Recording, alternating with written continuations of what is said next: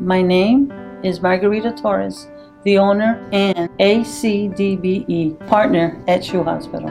We started this business over 30 years ago at Fawcett and Diversey. It took a long time, but we were able to secure an RFP at O'Hare International Airport. The connection we make with our customers is the currency of this business. They're not buying the wax, the brush, the conditioner, or the cloth. It's a service in its purest form. We do so much more than just shine shoes. We repair heels, soles, refinish shoes, dye them. If they're too tight, we put elastic on them, make them bigger for the calf. If they're too big, we slim them down. Leather is a living material.